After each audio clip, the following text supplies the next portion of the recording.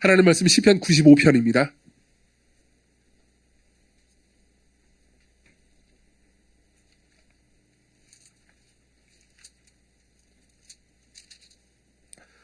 시편 95편 제가 여러분들을 위해서 읽어드리도록 하겠습니다. 하나님의 말씀을 들으십시오. 오라, 우리가 여호와께 노래하며 우리의 구원의 반석을 향하여 즐거이 외치자. 우리가 감사함으로 그 앞에 나아가며 시를 지어 즐거이 그를 노래하자. 여호와는 크신 하나님이시요 모든 신들보다 크신 왕이시기 때문이로다.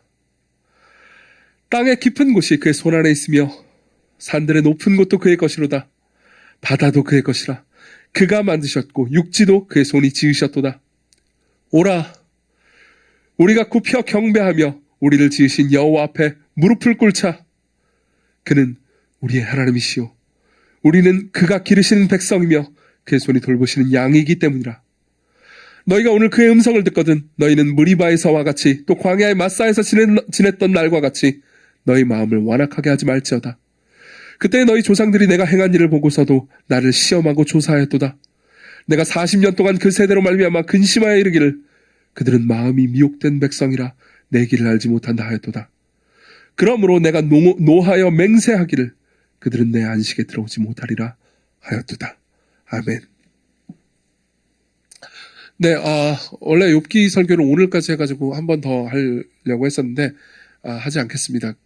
마무리를 짓고요. 지난 7번째로 하나 더 할 게 있는데 그 내용은 욥이 이제 어떻게 회개에 이르게 된지에 대한 심리를 추적하는 거였습니다. 근데 그 다음에 하도록 하겠습니다. 왜냐하면은 제가 충분히 준비가 됐다고 느끼지 않은 것도 있고요. 내용은 준비가 됐는데 그러니까 이런 측면이 있습니다. 그러니까 어떻게 될지 모르겠지만 제가 고통에 대해서 너무 많이 말한 것 같습니다. 그러니까 실제로 고통을 당하는 사람들한테는 들은 메시지를 곱씹을 시간이 필요한 것 같습니다. 그래서 여기에 대해서는 이따가 9시 AS 할 때 좀 더 이야기를 하도록 하고요.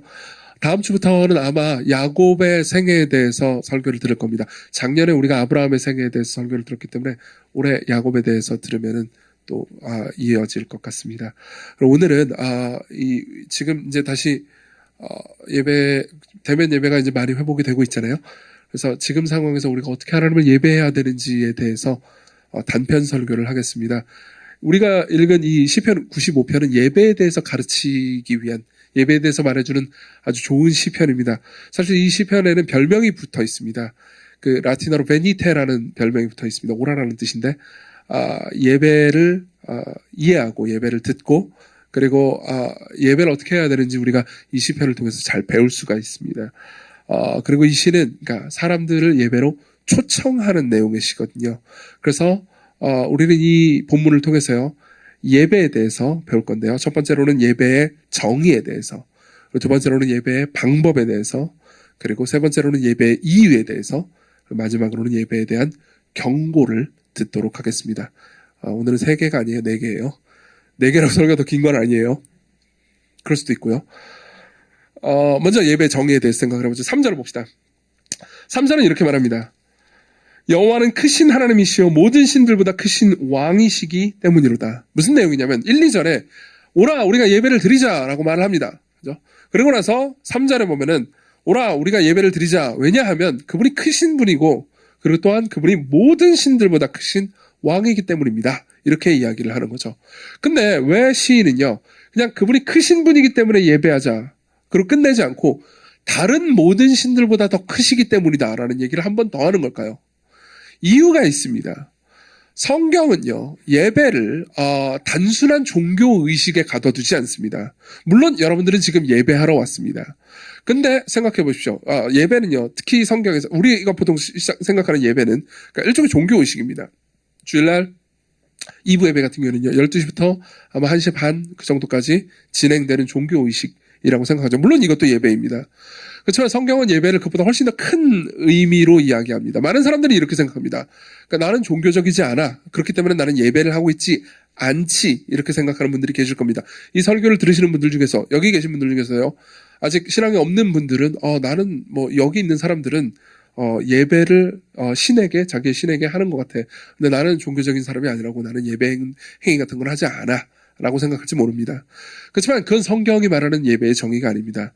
성경은요, 모든 사람이 예배하고 있다고 말합니다. 무슨 말이냐면요, 지금 시인은 이렇게 말하고 있는 겁니다. 너희들은 이미 다른 신들을 예배하고 있다. 그렇지만 다른 신들을 이제 그만 예배해라. 더 크신 신인 여호와 하나님을 예배해라. 여호와 하나님만 예배하자. 왜냐하면 그분이 너희들이 지금 이미 섬기고 있는 다른 신들보다 훨씬 더 큰 신이기 때문이다 라고 이야기를 하는 거죠. 실제로 성경은 이렇게 말하는 부분이 많습니다. 예컨대 십계명 같은 경우에는 너는 나 외에 다른 신을 내게 두지 말라라고 1계명이 이렇게 이야기를 합니다. 이 얘기는 너희들은 신을 예배하고 있지 않은데 이제부터 예배를 시작해라 라는 말이 아닙니다. 너희들은 이미 많은 다른 신들을 예배하고 있는데 그 신들을 여호와 앞에 두지 말아라. 여호와만 섬겨라. 이렇게 이야기를 하는 거죠. 핵심은 이겁니다. 성경은요, 모든 인간이 이미 응애하고 태어나면서부터 무언가를 예배하고 무언가를 갈망하고 무언가에 자신의 소망과 모든 것을 두고 있다고 말을 하는 겁니다. 그런 의미에서 예배의 정의는 이겁니다. 예배의 정의는요, 어떤 대상에게 자신의 궁극적인 가치를 두는 겁니다. 그리고 궁극적인 가치를 두는 그 일을 하는데 우리의 지성과 마음, 그리고 의지를 포함한 전 존재를 계속해서 투자하고 헌신하는 거죠. 그게 바로 예배예요. 다시 말하면 여러분들은, 우리는요, 모두가 계속해서 어떤 방식으로든 예배를 하고 있는 중이라는 겁니다. 이게 잘 이해가 안 되신다면 예를 하나 들어드리도록 하겠습니다. 혹시 해리포터 보셨나요? 해리포터는 옛날이나 지금이나 재밌죠? 해리포터를 못 보신 분들도, 아마 다 못 보신 분들도 마법사의 돌은 보셨을 거예요. 안 보셨어요? 마법사의 돌 재밌습니다. 우리 딸들도 다 봤죠? 거기 보면요, 그 소망의 거울이라는 게 있어요. 아시는 분 계세요? 1부 때 보니까 우리 아이들은 다 알더라고요. 참, 이 하트는 아이들이 붙여준 겁니다. 예쁘지 않나요? 거기에 보면 소망의 거울이라는 게 있어요. 근데 이제 우리나라 말로는 소망의 거울로 번역이 됐는데, 영어로는 에리세드의 거울이라고 돼 있습니다. 에리세드의 거울. 에리세드. 뒤집어서, 그 영어 스펠링을 뒤집잖아요. 그럼 desire입니다. desire의 거울인 거죠. 무슨 말입니까? 갈망의 거울인 거예요. 내가 그 거울 앞에 서잖아요. 내가 갈망하는 게 뭔지 보여줍니다. 해리포터가 그 거울 앞에 딱 쓰잖아요. 그러면요, 해리포터의 부모님이 보입니다. 왜냐면 해리포터 어렸을 때 부모님이 잃었고요. 그리고 해리포터가 평생 갈망하고 원하는 게 부모님이고 부모님의 인정과 사랑이거든요.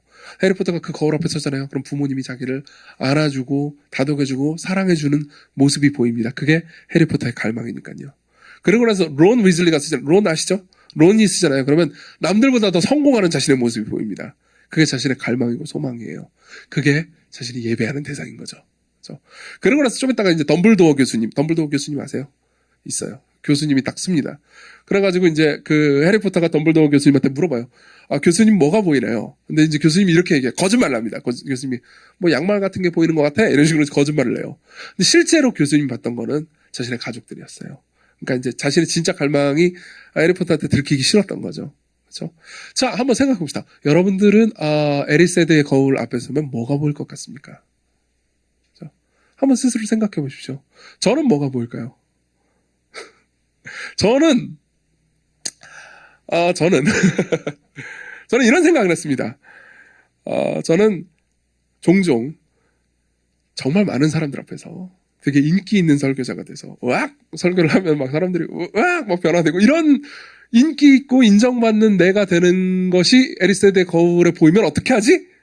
라는 생각을 했습니다. 이해하십니까? 물론 제가 바라는 건 이겁니다.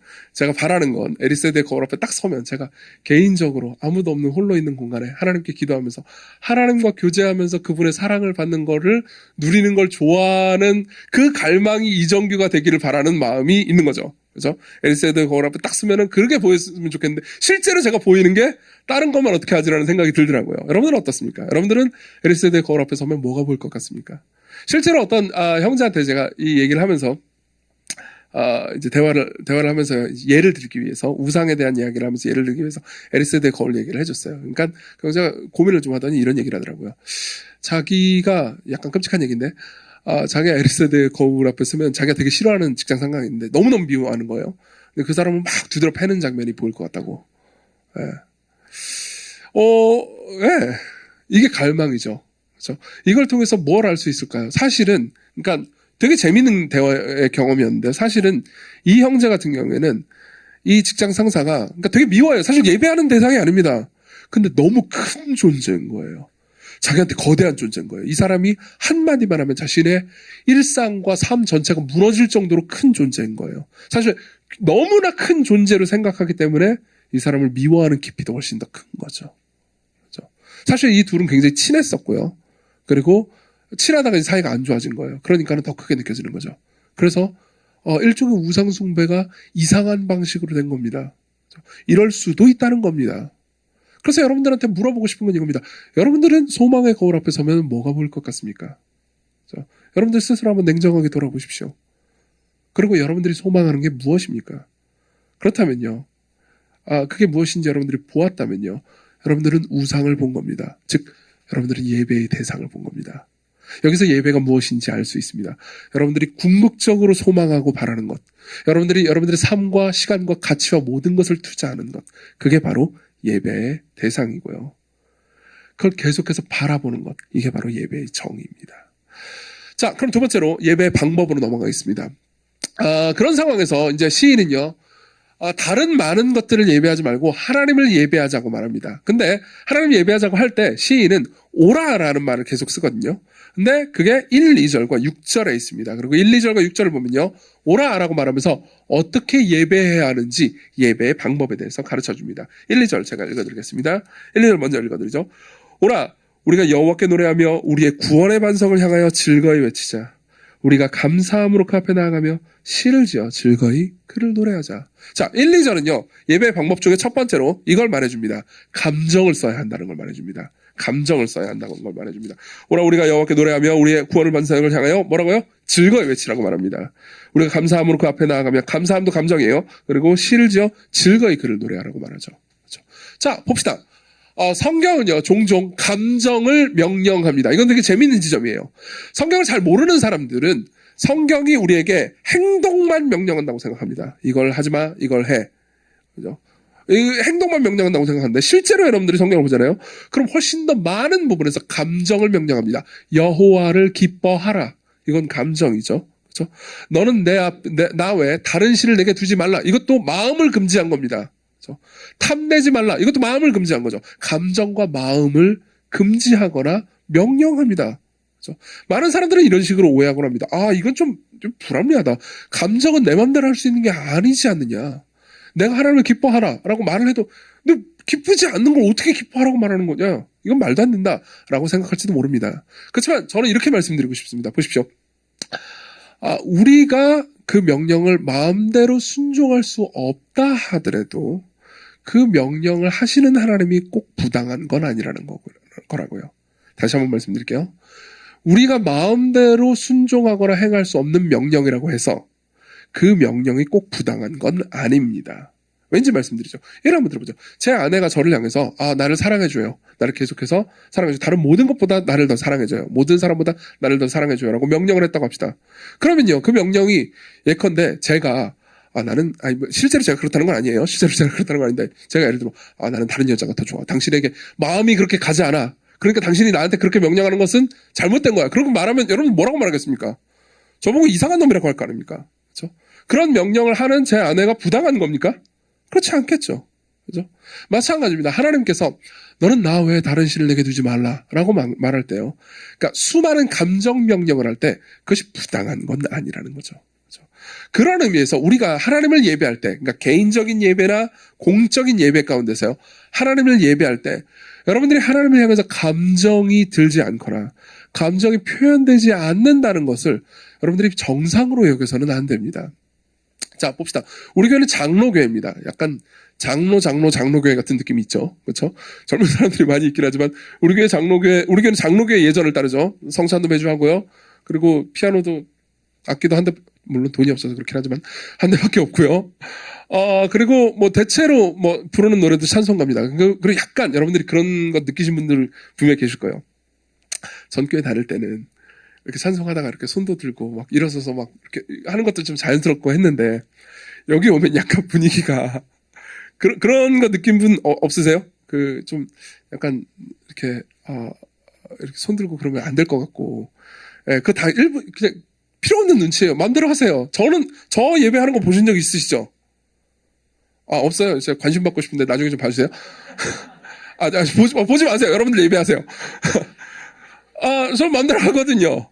물론 여러분들이 설교 중간에 아멘을 안 하는 건 이해합니다. 왜냐하면 제가 여러분들에게 설교를 할 때 아멘 할 틈을 안 주거든요. 무슨 얘기를 할 때 아멘 하려고 그러면 바로 다음 문장으로 넘어가기 때문에 말이 너무 빨라가지고. 그리고 저는 사실 제가 막 하고 싶은 말이 너무 많은데 그 중간에 아멘 하면서 흐름 끊기기 싫어가지고 그런 것도 있어요. 제가 나중에 필요하면 말할게요. 이 지점에서 아멘 하라고. 근데 보십시오. 근데 생각해 보십시오. 사실 예배가 진짜 하나님과의 교제가 맞다면요. 우리가 감정이 드러나거나 쓰이지 않는다는 것은 옳은 건 아닙니다. 그렇죠? 그러니까 이런 얘기를 해드리고 싶습니다. 여러분들에게 일부러 무슨 갑자기 막 끝나고 나서 부자연스럽게 오늘은 손을 들어볼까? 이렇게 하라는 게 아닙니다. 그렇죠?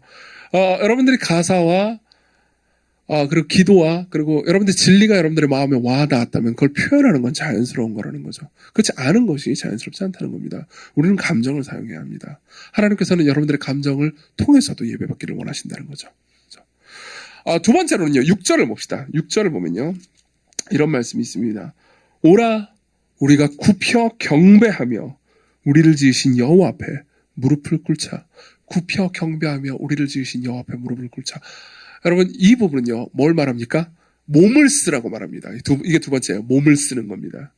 하나님께서는 우리의 감정을 사용해서 예배를 드리기를 원하시기도 하지만 몸을 사용하기를 원하십니다. 이거는요. 사실은 여러분들이 어느 정도 경험적으로 잘 알 겁니다. 우리가 이제 코로나 거의 2년 이제 넘게 언제 확실히 다 끝날지 모르겠지만 많이 끝나가는 분위기를 하죠.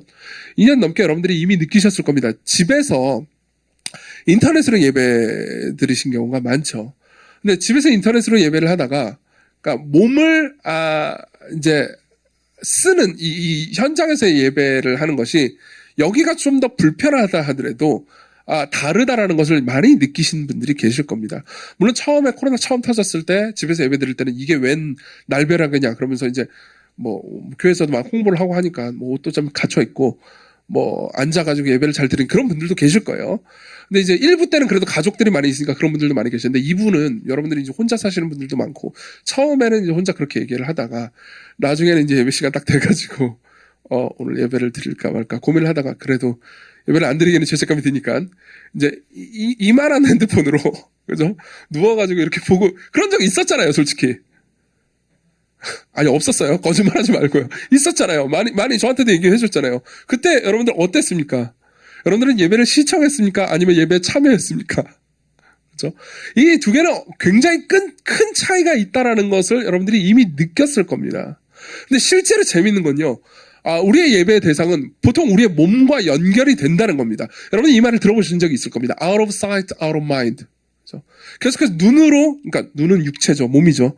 눈으로 자주 보는 상대는 마음이 갑니다. 그렇죠?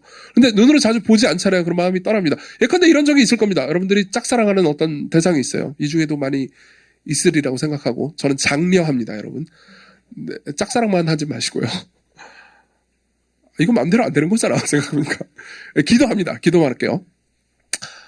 근데요, 짝사랑하는 대상이 있다가도 그 사람을 자주 볼 때는 계속해서 마음이 깊어지다가 이제 갑자기 좀 눈에서 사라진다. 그러면 좀 힘들긴 하지만 시간이 지나가지고 마음이 사그라드는 걸 경험해 본 적도 있을 겁니다. 혹은 여러분들이 한 10년 전을 한번 생각해 보십시오. 10년 전에 여러분들이 정말 친하던 친구인데 지금은 거의 연락도 안 하던 친구가 있을 수 있죠. 그렇죠? 근데 그 친구랑 꼭 싸워서 그렇게 됐느냐? 그렇지 않을 수 있습니다. 그냥 사는 지역이 좀 멀어져서 자주 만나기 힘들어져서 그러다 보니까는 내가 이제 이사를 와가지고 옮긴 지역에서 새로운 친구들이 더 생기고 그래서 더 친해지고 그러다 보니까 자연스럽게 관계가 좀 멀어졌다. 이런 경우를 본 적이 있죠. 그렇죠? 그 사람에 대해서 싫은 마음을 가지고 있는 것도 아니고 싸운 것도 아닙니다. 근데도 불구하고 관계는 좀 멀어졌습니다. 왜 그렇죠? 보지 않으니까요. 그만큼 우리의 육체는 굉장히 중요합니다. 그렇죠? 실제로 여러분들이 무언가를 계속 예배하잖아요. 그럼 여러분들의 육체, 그러니까 하다못해 손가락이라도 계속 씁니다. 여러분들이 유튜브는요, 혹은 손가락으로 여러분들이 타자를 칠 때는 여러분들이 원하고 숭배하고 경배하는 대상을 계속 예배하는 방식으로 그 손과 손가락을 씁니다. 예컨대 여러분들이 투자 정보에 관심이 있다. 그럼 계속해서 여러분들은 유튜브 검색창에 테슬라 이걸 칠 겁니다. 여러분 테슬라 주식을 샀거든요. 그죠? 그러면 어떻게 되죠? 계속 여러분들은 그 대상을 경배합니다. 그러다가 일론 머스크를 좋아하기도 하고요. 그렇죠? 혹은 여러분들이 정치의 왼쪽이나 오른쪽에 굉장히 관심이 있다. 그러면은 여러분들은 계속해서 그쪽 유튜버들을 검색하면서 여러분 왼쪽이든 오른쪽이든 거기에 마음을 쓸 겁니다. 그리고 나서 시간이 지나잖아요. 그러면 여러분들이 삶 전체를 보는 프레임이 거기에 의해서 결정됩니다. 모든 게요. 왼쪽 아니면 오른쪽으로만 보여요. 모든 게 정치적으로만 보입니다. 또는 모든 게 투자 정보로만 보입니다. 실제로 저는 이야기를 들은 적이 있습니다. 그 사람을 비난하기 위해서 하는 말이 아닙니다. 제 설교를 듣고 나서 자기가 어떻게 투자해야 되는지에 대한 지혜를 얻었다고 하면서 저한테 고마운 분이 계셨습니다. 저는 정말 상상도 못했어요. 제 설교가 투자 정보에 도움이 될 거라고. 물론 꼭 나쁘다는 건 아니었습니다. 그렇지만 그분은 그러니까 자신의 모든 관심이 투자에 있었기 때문에 제 설교에 뭐 어디 지나가는 듯 뭐 그냥 전 생각도 못한 어떤 정보였겠죠. 그게 자신의 투자 판단에 도움이 그래가지고 돈을 버셨는지 모르겠어요. 못 벌었으면 저를 원망할 텐데. 어쨌든 그럴 수 있는 겁니다. 모든 게 그 프레임 안에서 보이는 거죠. 그때 여러분들은 뭘 합니까? 몸을 씁니다. 그렇죠? 핵심은 이겁니다. 여러분들이 예배당에 와서 앉아 있는 것. 그리고 뒤에 앉아 계신 분들한테 좀 죄송합니다. 어디에 앉아 있는가? 그렇죠? 뒤에 앉아 있는 분들을 뭐라고 하는 건 아니에요. 뭐라고 하는 게 돼버렸네요. 저 다음에 뒤에 앉을게요. 그리고 어떻게 예배하는가? 찬송을 부를 때 어떻게 소리를 내는가? 그리고 누구와 함께 하는가? 이 모든 것들이요. 여러분들에게 영향을 미친다는 겁니다. 핵심은 이겁니다. 우리가 예배를 하잖아요. 그러면은 우리가 무언가를 갈망해서 예배를 하긴 하지만 우리가 예배하는 대상처럼 우리가 변해가기도 한다는 겁니다. 여러분들이 계속해서 돈을 예배하잖아요. 그럼 여러분들은 그러니까 돈 문제에 있어서 굉장히 약한 사람이 될 겁니다. 그렇죠? 뭐 꼭 짠돌이가 된다는 건 의미하는 게 아닙니다. 돈을 예배하면요. 돈을 잃을 때 여러분들은 삶 전체를 잃은 것처럼 고통스러워하게 될 겁니다. 여러분들이 인간관계를 예배하잖아요. 누군가 특정인의 인정을 예배하잖아요. 그러면 여러분들은 그 사람의 인정을 잃어버릴 때 그냥 슬퍼할 수도 있는 게 삶 전체를 잃어버린 것처럼 절망해버릴 수도 있습니다. 그냥 슬퍼하는 정도에 머무는 게 아니고요. 왜 그렇죠? 여러분들이 상대를 예배했기 때문입니다. 그리고 여러분들은요, 인간관계에 있어서 더 좁아집니다. 더 관대해지는 게 아니고 더 뭐라고 해야 될까요? 쉽사리 상대를 용서하지 못하고 더 좁아집니다. 여러분들이 우상을 숭배하잖아요. 그러면 성경에 굉장히 많은 이사야나 뭐 여러 다른 성경에서 굉장히 많이 나오는 주제 중에 하나인데요. 여러분들이 우상을 숭배하잖아요. 그럼 여러분들 우상처럼 변해갑니다. 마찬가지예요. 여러분들이 무언가를 예배하든 여러분들은 그 예배하는 대상을 닮아갑니다. 그 말은 역으로 생각하면 여러분들이 예수 그리스도를 통해서 하나님을 예배하잖아요. 그럼 여러분들은 하나님을 닮아간다는 거죠. 세 번째로 예배의 방법은요. 공동체로 예배를 하는 겁니다. 공동체로. 이 본문을 보면요. 95편 전체를 특히 7절까지의 내용을 보잖아요. 그럼 모든 내용이 다 복수로 되어 있습니다. 1절부터 보죠. 오라, 그 다음 뭐라고 되어 있죠? 우리가 여호와께 노래하며 우리의 구원의 반석을 향하여 즐거이 외치자. 우리가 감사함으로 그 앞에 나아가며 시를 지어 즐거이 그를 노래하자. 히브리어로 보면요. 계속해서 모든 그 동사와 내용까지 명사까지 다 복수라는 걸 알 수 있습니다. 복수입니다. 무슨 말이냐면 같이 예배를 드린다는 거죠. 물론 개인 예배도 굉장히 중요합니다. 여러분들이 개인적으로 하나님께 기도하고 예배를 하는 것도 중요합니다. 그렇지만 여러분들이 나는 개인적으로 내가 지금 인터넷 통해서 예배하고 있고 그리고 내가 알 수 있는 내가 마음 맞고 나와 좀 의사소통 잘 되는 몇 명이랑 친하게 지내면서 신앙적인 얘기도 하고 있으니까 굳이 교회 공동체에 속할 필요와 이유까지는 못 느끼겠어요. 이렇게 생각하는 분들도 계실 겁니다. 그분들을 위해서 제가 드리고 싶은 말씀이 있습니다. 여러분들은요. 그러면 하나님을 잘 알지도 못하게 되고 여러분들 자신도 잘 알지 못하게 됩니다. 다시 한번 말씀드릴게요.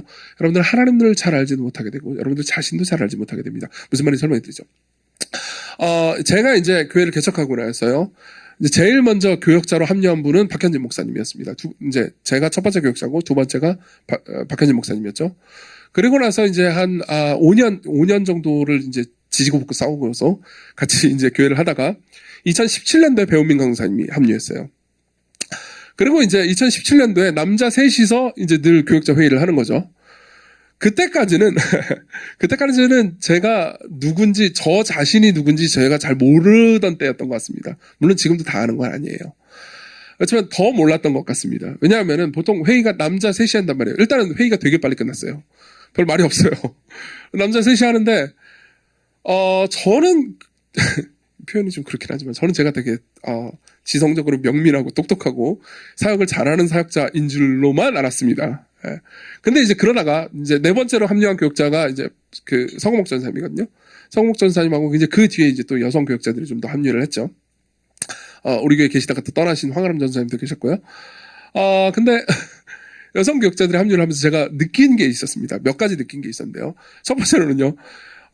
제가 생각도 못한 교회의 사람들의 제가 섬세하게 돌아봐야 하지만 돌아보지 못하는 부분들이 정말 많다는 걸 알게 됐습니다. 예. 이 서전사님하고 다른 여성 교역자들이 합류하면서 대화를 하면서 이야기를 하니까 이건 내가 생각도 못했는데 그동안 이런 부분을 내가 신경 쓰지 않아서 성도들이 참 힘들었겠구나. 왜 나한테 말을 안 해줬지? 라고 생각할 만큼 제가 좀 약간 무심한 면이 있다는 것을 알게 됐습니다.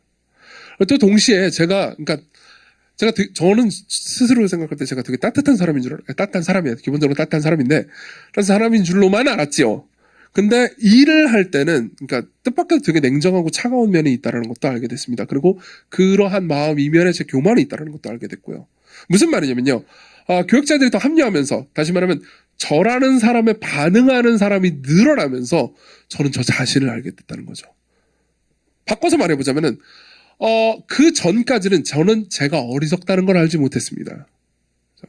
어리석다는 걸 알지 못했다는 것은 바보였다는 거죠. 그런데 내가 어리석다는 것을 알았다는 건 뭘 의미합니까?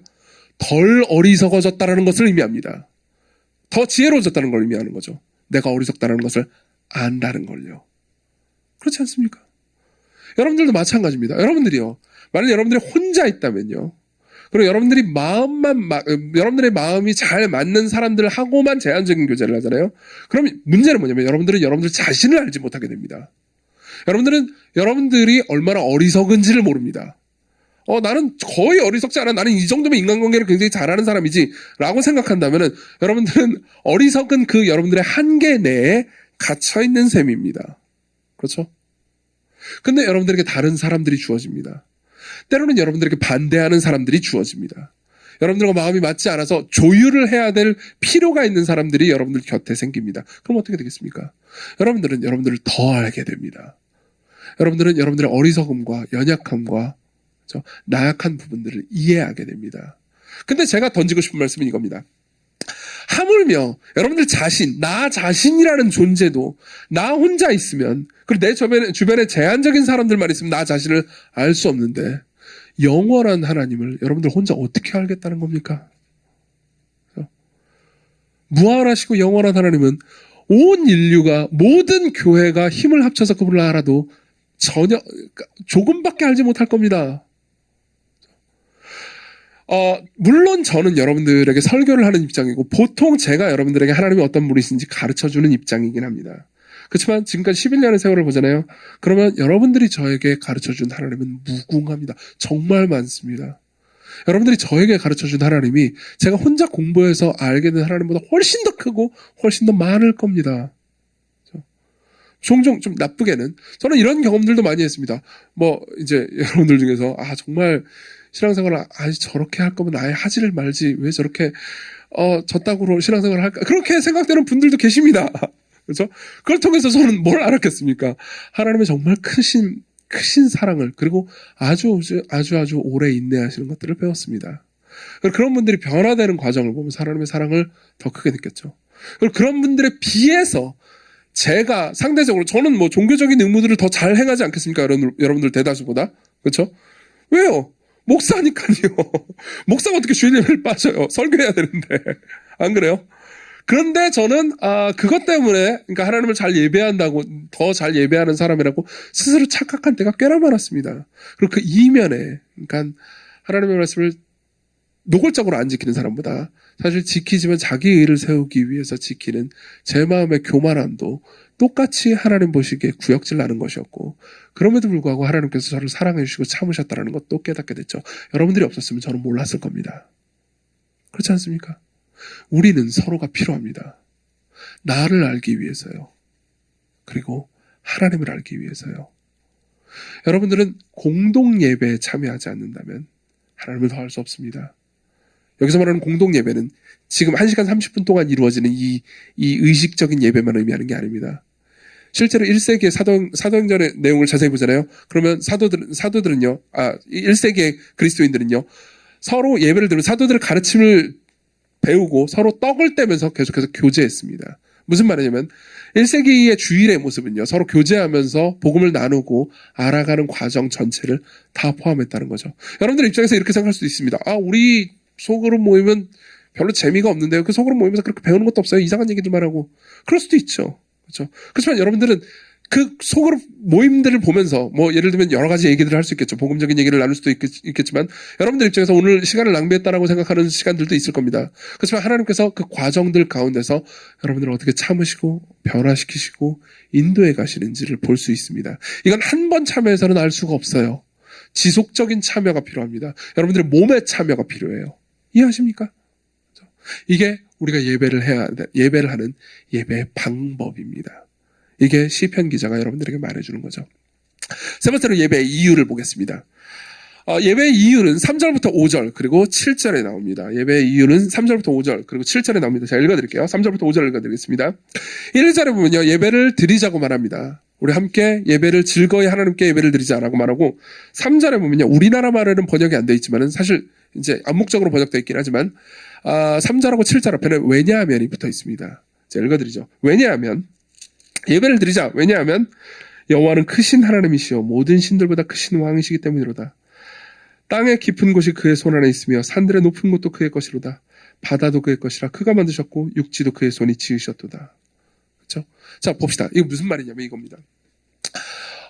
시편 기자는요, 예배의 이유에 대해서 두 가지를 말해주는데요. 하나는 이겁니다. 그분이 크신 하나님이기 때문이에요. 그분이 크신 하나님이기 때문입니다.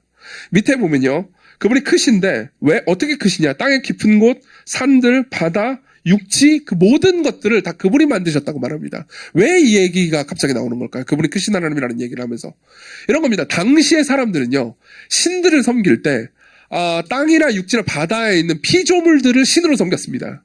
근데 그러니까 시편 기자는 이렇게 얘기합니다. 너희들이 땅이나 바다나 육지나 여기 육지 안에 있는 모든 피조물들을 신으로 섬기는데 너희들 그런 것들을 섬기면 안 된다. 그런 것들은 너희들을 진짜로 두렵게 할 수 있는 존재가 아니다. 그런 것들은 진짜로 너희들의 운명을 좌지우지할 수 있는 존재가 아니다. 그 모든 것들을 만드신 여호와 하나님이 최고로 높으신 분이다. 그러니까 다른 것들을 예배하지 말고 여호와 하나님을 예배하렴. 이걸 여러분들이 삶에서 살아가는 방식으로 적용해서 이야기를 해보자면요, 이렇게 얘기하는 겁니다. 돈은 너희들의 운명을 바꿀 수 없단다. 돈을 만드신 분을 예배하렴. 너희들의 성취나 삶에서 너희들이 얻을 수 있는 다른 추구하고 에리세대 거울 앞에서 섰을 때 네가 바라고 소망하는 그 모든 것들은 너희들의 삶을 바꿀 수도 없고 너희들을 좌지우지할 수도 없단다. 그 모든 것들을 만드신 분을 예배하렴. 그 모든 것들을 만드신 분이 훨씬 더 크신 분이기 때문이란다. 이렇게 얘기하는 거죠. 이게 첫 번째 이유입니다. 그분이 크신 분입니다. 여러분들이 이렇게 말할 수도 있습니다. 아니, 나는 그분이 크신 것을 알고 있는데요. 아니요. 삶에서요, 내가 하나님을 두려워하는 것보다 내가 지금 가까이 있는 사람이 나한테 뭐라고 말하는지를 더 두려워하고 있다면요, 우리는 지적으로는 알고 있지만 실제로 하나님이 얼마나 크신 분인지 모르고 있는 셈입니다. 성경은 이렇게 얘기합니다. 그분이 정말 크신 분이라고요. 근데 7절은 또 이렇게 말합니다. 또 6절에서 오라 하나님께 굽혀 경배하면서 예배하자라고 말해놓고 7절은 또 이렇게 얘기합니다. 그는 우리의 하나님이시고 우리는 그가 기르시는 백성이요 그의 손이 돌보시는 양이기 때문이라. 무슨 말입니까? 한편으로는 성경은 하나님이 너무 크신 분이라고 말합니다. 근데 또 다른 한편으로는요, 그 크시고 위대한 분이 우리의 하나님이라고 말합니다. 바꿔서 말해볼까요? 그 크고 위대하신 분이, 표현이 좀 그렇겠지만 내 거라는 겁니다. 나의 하나님이라는 겁니다. 우리의 하나님이라는 겁니다. 그분이 우리를 나의 것이라고 말씀하시고, 그렇죠? 우리가 그분을 나의 하나님이라고 말할 수 있습니다. 여러분, 주기도문에도 앞부분에도 그 이 부분이 반영되어 있다는 걸 아십니까? 주기도문 맨 처음에 뭐로 시작하죠? 하늘에 계신 우리 아버지요. 하늘에 계신이라는 말은요, 하나님이 높고 위대하고 엄청나게 크신 분이라는 것을 반영하는 시적인 표현입니다. 그리고 그 하늘에 계신 그 위대하신 그분이요, 우리 아빠라는 거죠. 이게 바로 예배를 만들어내는 감정입니다. 예배를 실제로 우리 마음 가운데 일으켜내는 지식입니다.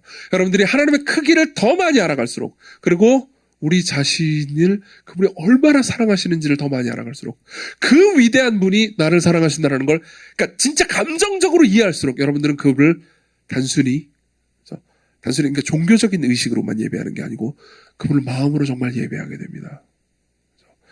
이해를 돕기 위해서 예를 하나 들겠습니다. 이 예는 옛날에 했던 얘기긴 한데 여러분들 대다수가 모를 거라고 확신합니다. 왜냐하면 그때도 여러분들 졸고 있었거든요. 재밌는 예예요. 사실 팀캐러 목사님이 든 예인데 제가 약간 각색했습니다. 어떤 여자가 있다고 합시다. 어떤 여자분이 있어요. 이 여자분이 있는데 이제 어머님이 돌아가셨습니다. 어머님이 이제 나이가 많아가지고 늙어서 돌아가셨어요. 근데 돌아가시기 전에 어머님이 이 여자분한테 유품을 남겨주었습니다. 조그마한 반지를 하나 남겨준 거예요. 그래서 이 반지는 내가 원래 끼던 건데 너에게 준다. 소중히 보관하렴. 그러고 나서 어머님이 돌아가셨습니다. 그리고 이 여자는요, 이 반지를 받아들었습니다. 유품이라서 소중히 간직하긴 했지만, 이 여자는 이 반지의 가치가 얼마나 큰지 모릅니다. 그래가지고, 이제 삶을 살다 보니까는 처음에는 소중히 간직했지만은, 그냥 대충 좀 신경 안 쓰고 이제 그냥 아무 데나 두긴 했습니다. 그래서 그냥 책상에 굴러다니곤 했죠. 그 위에다 물건을 올려놓거나, 혹은, 그거 어디 있더라? 여기 있네? 이런 식으로 이제 대충 대한 거죠. 그러면서 삶을 살았습니다. 삶을 살다가, 이제 갑자기 삶을 살다 보면 돈이 궁해질 때가 있잖아요. 그래서 갑자기 가난해져가지고 돈이 필요한 거예요.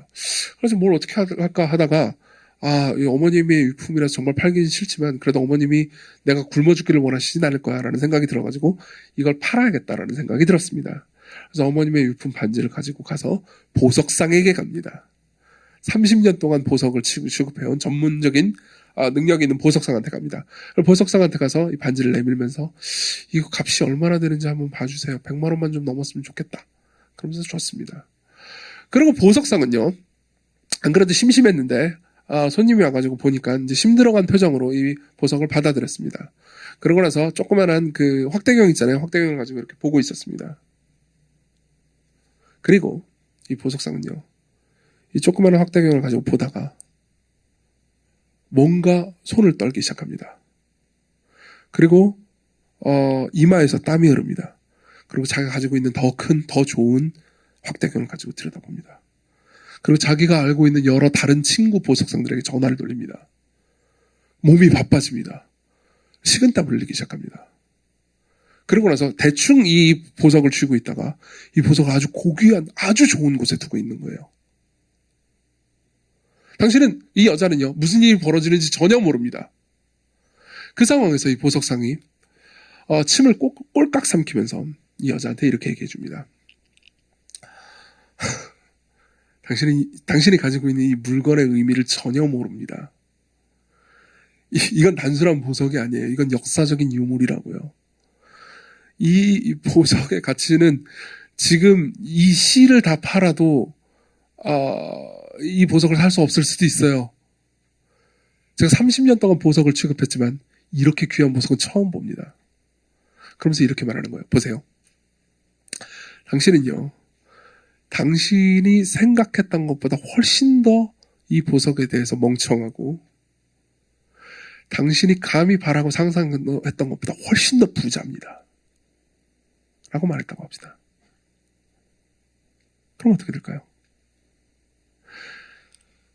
이 여자가 그 전에도 보석을 가지고 있다는 것과 그 후에도 보석을 가지고 있다는 건 차이가 없습니다. 맞죠? 그렇지만 이 여자의 삶은 변화되겠죠. 완전히 달라질 겁니다. 안 그래요?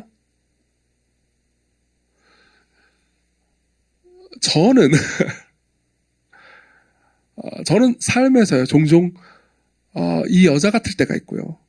그리고 여러분들에게 대해서는 보석상입니다. 제가 주일마다 여러분들에게 하는 이야기가 뭔지 아십니까? 여러분들은요, 여러분들이 생각했던 것보다 훨씬 더 죄인입니다. 그렇지만 여러분들이 감히 바라고 상상했던 것보다 훨씬 더 사랑받고 있어요. 이게 여러분들이 가진 거예요. 이게 하나님이 나의 하나님이라는 것의 의미입니다. 이게 하나님이 나의 하나님, 우리의 하나님이라는 것의 의미입니다. 그렇지만 우리 대다수는요, 하나님을 그냥 책상에다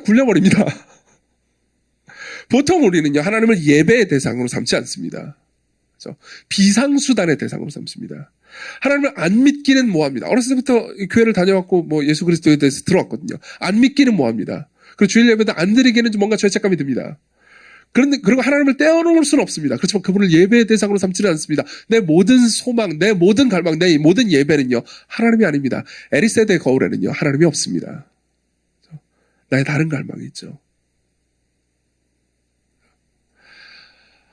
그런 상황은 우리가 하나님을 크다고 듣기는 했지만 그분이 얼마나 큰지 모르기 때문이고, 우리에게 하나님께서 큰 사랑을 주신다고 듣기는 했지만, 십자가를 우리에게 주신다고 듣기는 했지만 십자가의 의미가 무엇인지 우리가 모르기 때문입니다. 여러분들이 이미 경험한 적이 있을 겁니다. 여러분들은 똑같이 복음에 대해서 들었습니다. 십자가와 그분이 하신 일에 대해서 들었습니다. 그렇지만 여러분들 분명히 이런 것들을 경험하지 않았습니까? 나에게 있어서 그 십자가의 의미가 그렇게 크게 느껴지지 않는데 내 옆에 누군가에게는 삶 전체를 들을 만큼 십자가가 중요하게 느껴지는 경험을 저 사람이 하고 있어요. 저 사람은 똑같은 이야기를 들었지만 저 사람은 십자가를 본 것 같습니다. 그럼 여러분들은 뭘 경험한 거죠? 여러분들은 똑같은 것을 듣고 똑같은 것을 받았음에도 불구하고 그 크기와 가치를 모르고 있는 겁니다. 예배는요 계속해서 반복적으로 여러분들에게 그 크기와 가치를 가르쳐줍니다. 예배는 계속해서 여러분들의 눈을 돌려줍니다. 여러분들은 많은 것들을 봅니다. 여러분들의 삶에서 여러분들이 뭐 좋아하는 사람이라든가 좋아하는 물건이라든가 여러 가치들을 보면서 그걸 예배합니다. 그렇지만 그 모든 것들을 통해서 실망하죠. 실제로 가지려고 했지만 가지지 못하는 무언가의 실망감이 존재합니다. 그 가운데서 하나님에 대해서 들을 때, 여러분들이 공동 예배에 참석할 때, 사람들과 더불어서 하나님에 대해서 이야기할 때 점점 여러분들 마음 가운데서 하나님이 커지는 거죠. 이게 예배의 역할이에요. 그리고 하나님께서 여러분들에게 베풀어 주시는 사랑이 커지는 겁니다. 이게 시간이 지나잖아요. 그럼 여러분들은 하나님을 단순히 비상수단으로만 두지 않습니다. 힘들 때 가서 기도하고 문제를 해결받는 일종의 램프의 지니처럼 대하지 않게 됩니다. 여러분들은 그분을 예배하게 되죠. 그렇죠? 그리고요, 그 하나님은요, 여러분들의 예배를, 여러분들의 모든 감정과 마음을 빼앗길 만큼 아름답고 영화롭고 탁월한 분입니다. 그분은 크신 분이에요. 이게 바로 예배의 이유입니다. 시편 기자가 말하는 거예요. 네 번째로 넘어가죠. 예배에 대한 경고입니다. 7절 마지막 부분은요, 갑자기 어조가 바뀝니다. 어조가 바뀌면서 굉장히 경고 같은 약간 무시무시한 말씀을 합니다. 7절 마지막 부분부터 제가 읽어드리도록 하겠습니다. 너희가 오늘 그의 음성을 듣거든 너희는 무리바에서와 같이 또 광야의 마사에서 지냈던 날과 같이 너희 마음을 완악하게 하지 말지어다. 그때 너희 조상들이 내가 행한 일을 보고서도 나를 시험하고 조사했도다. 내가 40년 동안 그 세대로 말미암아 근심하여 이르기를 그들은 마음이 미혹된 백성이라 내 길을 알지 못한다 하였도다. 그러므로 내가 노하여 맹세하기를 그들은 내 안식에 들어오지 못하리라 하였도다.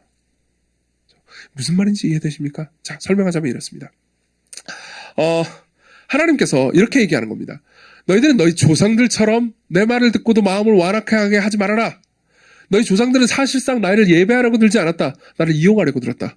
나를 비상수단으로만 생각했지 나를 예배하지 않았다. 그들은 내가 한 큰 일들을 보고도 나를 신뢰하지 않았다. 이렇게 얘기하는 겁니다.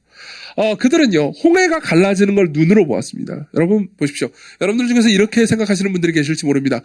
기적을 진짜 보여준다면, 성경이 말하는 모든 기적들을 내가 눈으로 볼 수 있다면 나도 하나님을 신뢰하고 믿을 텐데 나는 기적을 본 적이 없어요 라고 생각할지 모르겠습니다. 그렇지만 성경을 자세히 보잖아요. 그러면 기적을 본 사람들도 하나님을 믿지 않았다는 것을 많이 보게 됩니다.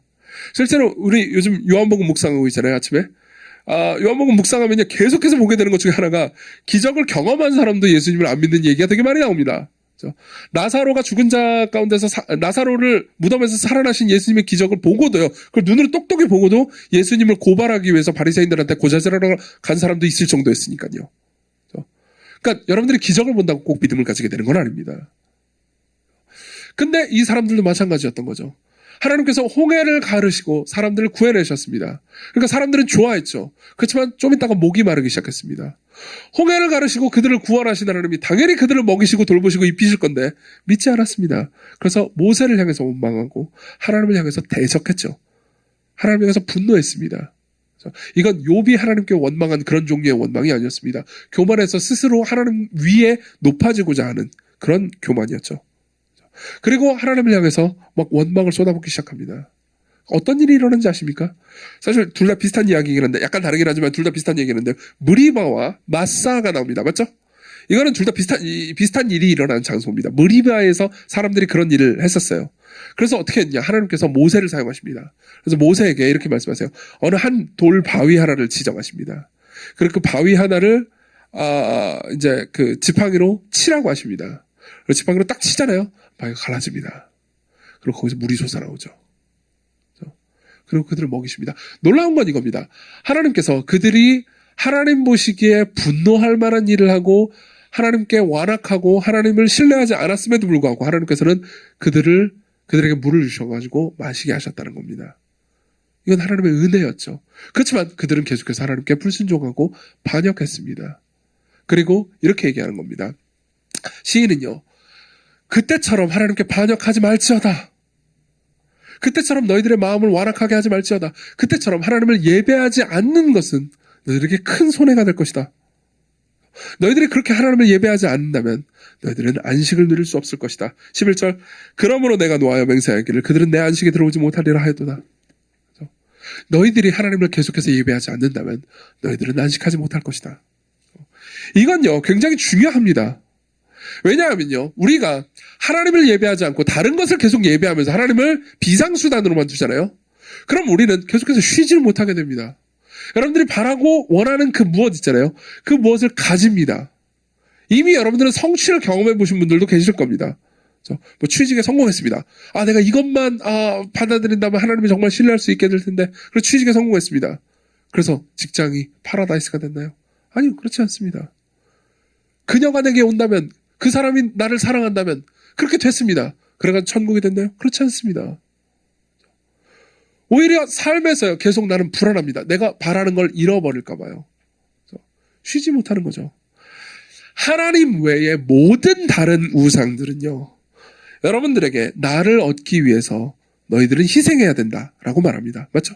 성공이든 돈이든 뭐든 간에 모든 우상들은요 여러분들에게 이렇게 말합니다. 네가 나를 얻기를 원해? 그럼 너희들은 희생해야 돼. 그렇지만 하나님은요 네가 나를 얻게 하기 위해서 내가 희생하겠다라고 말씀하십니다. 우리가 어떻게 하나님을 얻게 됐죠? 우리의 희생 때문에요? 아니요. 하나님의 영원한 아들이신 예수 그리스도의 희생 때문에요. 여러분들이 하나님을 예배한다면 그분은 여러분들이 예배할 때 안식할 수 있는 유일한 예배 대상입니다. 하나님 외에 그 어떤 것도요 여러분들이 예배할 때 안식을 누릴 수 없어요.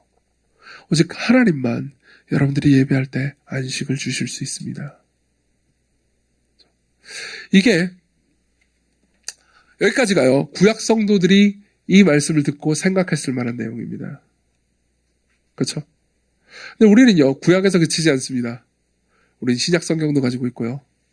그리고 우리가 가지고 있는 신약 성경을 통해서 우리는 더 많은 생각을 할 수 있습니다. 시편을 읽는 방법 중에 하나는요. 시편은 굉장히 소중한 책입니다.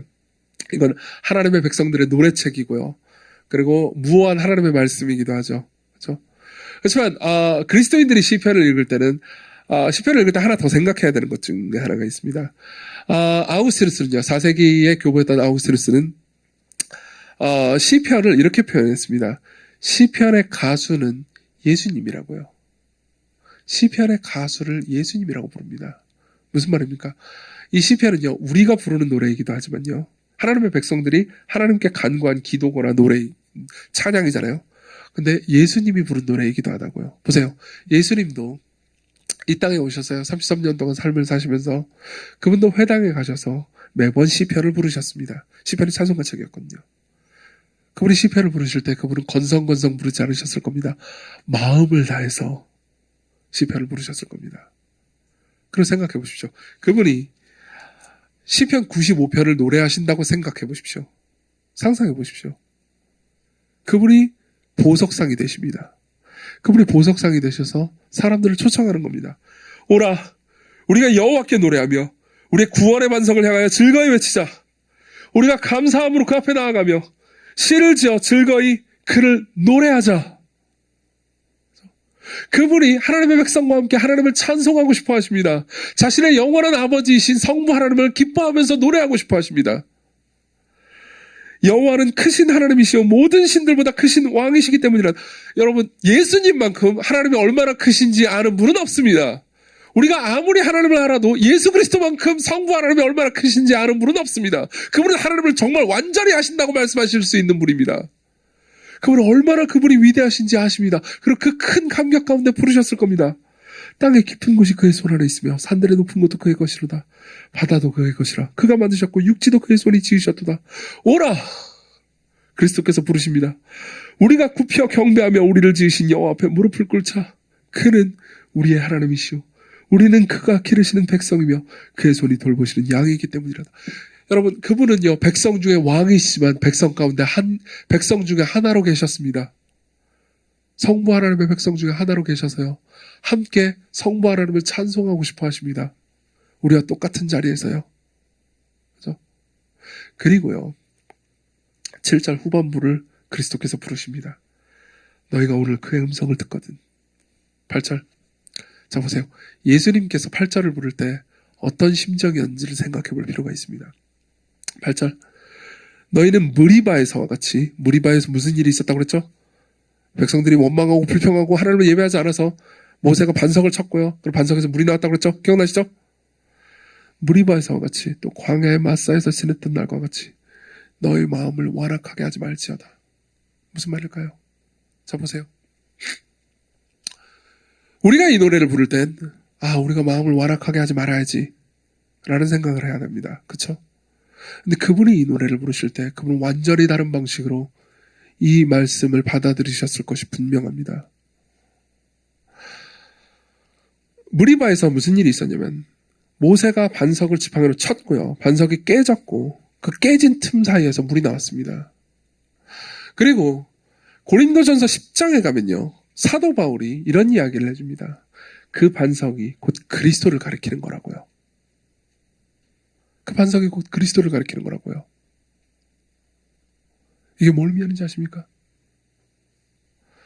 지팡이가 반석을 깼고 반석이 깨져야 물이 터졌습니다.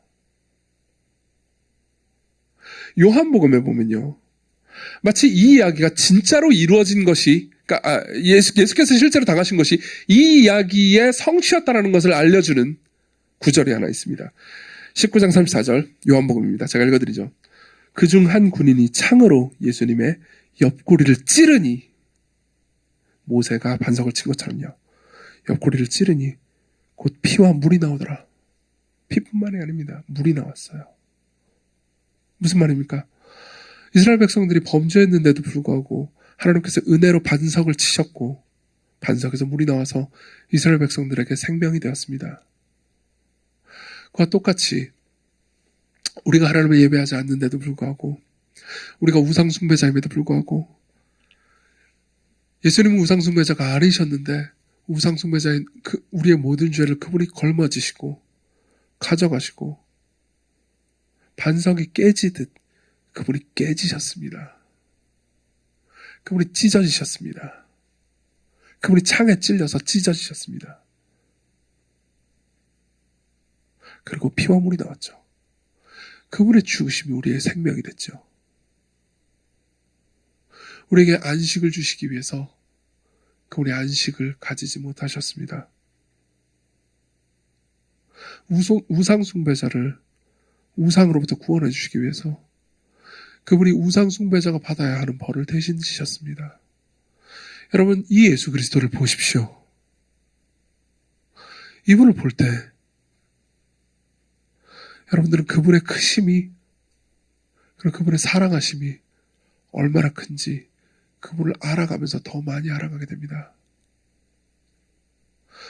그리스도를 볼 때 여러분들이 그냥 하나님을 보는 게 아니고요, 예수님 안에서 하나님을 볼 때 여러분들은 하나님이 얼마나 크신 분이고 얼마나 크신 사랑을 우리에게 베푸시는지, 우리가 얼마나 사랑받고 있는지 알 수 있게 됩니다. 예수님은 궁극적인 보석상이십니다. 그 궁극적인 보석상이 여러분들에게 말씀하십니다. 오라, 우리가 여호와께 노래하며 우리의 구원의 반석을 향하여 즐거이 외치자. 우리가 감사함으로 그 앞에 나아가며 시를 지어 즐거이 그를 노래하자. 그분이 여러분들을 예배로 초청하십니다. 그분은 예배자이신 동시에 예배로 여러분들을 초청하시는 분이십니다. 그분 안에서 여러분들은 안식을 누릴 수 있습니다. 여러분, 고통을 이기는 방법을 알려드리겠습니다. 우리가 고통에 대해서 설교를 했지만 오늘 고통에 대한 설교는 아니지만 예배에 대한 설교지만 고통을 이기는 방법에 대해서 알려드리겠습니다. 여러분들이 고통을 당할 때요, 하나님께 기도할 수 있습니다. 하나님, A라는 고통을 당하고 있어요. 제가 어디가 아파요. 하나님, 이걸 낫게 해주세요. 그래서 간절히 기도합니다. 그래서 나았어요. 그래서 고통에서 해방됐습니다. 그래서 간구함으로써 고통의 문제를 해결할 수도 있죠. 그럴 수도 있습니다. 그렇지만 종종요, 성경에 나오는 사람들은요, 그리고 신앙생활을 하면서 어떤 사람들은요, 꼭 그게 낫기도 전에 고통의 문제에서 해방되는 사람들이 있습니다. 이런 거죠. 너무 고통스럽습니다. 삶에서 경제적으로, 육체적으로, 정신적으로 고통을 겪고 있어요. 근데 그 고통의 상처만 바라보다가 이제 그리스도를 바라보게 됩니다. 내 예배의 시선이 바뀌는 거예요. 내 예배의 대상이 바뀝니다. 그때 물론 아픈 건 사실이지만 더 이상 이게 크게 느껴지지 않습니다. 더 이상 이게 그렇게까지 신경 쓰이지 않습니다. 내가 잃어버린 게 있어요. 근데 그 잃어버린 것이 궁극적인 것이라는 생각이 들지는 않습니다. 왜냐하면 내가 얻은 것이 궁극적이기 때문이죠. 내가 얻은 것이 모든 것이기 때문에 내가 잃은 작은 것은 잃은 게 아니라는 생각이 듭니다. 이 문제가 해결된 게 아닌데도 불구하고 내 시선이 달라진 것만으로, 바꿔서 말하자면 내가 예배를, 하나님을 향한 예배를 시작한 것만으로 문제가 해결되기 시작하는 거죠. 여러분, 이런 경험을 해보신 적이 있습니까? 10만 원을 잃어버린 사람이 울다가 자기가 아는 친척이, 먼 친척이 막대한 유산을 자기에게 남겨줬다라고 말하는 소식을 들은 사람이 어떤 생각이 들까요? 그렇다고 10만 원이 돌아오진 않았습니다. 그렇지만 그 사람의 고통은 잊혀질 겁니다. 잊혀진 고통은 아무것도 아닐 겁니다. 물론 여러분들 중에서 많은 사람들은 많은 큰 고통을 안고 있을지도 모릅니다. 그렇지만 그리스도께서 여러분들을 위해서 주신 그 거대한 선물을 여러분들이 알게 된다면요, 저도 보석상이기 때문에 여러분들에게 말합니다. 여러분들이 잃은 건 아무것도 아니라고 생각하게 될 겁니다. 여러분들이 잃은 건 아무것도 아니라고 생각하게 될 겁니다. 바꿔서 말해볼까요? 여러분들은 여러분들이 가지고 있는 것들에 대해서 여러분들이 상상하는 것보다 훨씬 더 바보들입니다. 저를 포함해서요. 그렇지만 여러분들은 여러분들이 상상한 것보다 훨씬 더 부자들입니다. 우리는, 저와 여러분들은요, 우리가 생각했던 것보다 훨씬 더 죄악되지만 우리가 감히 바라고 상상한 것보다 훨씬 더 사랑받습니다. 그리스도께로 오십시오. 그분이 이 모든 것을 여러분들에게 알려주십니다. 그분이 여러분들의 눈을 들어서 예배의 대상을 바꾸어 주실 겁니다. 바로 성찬을 시작하겠습니다.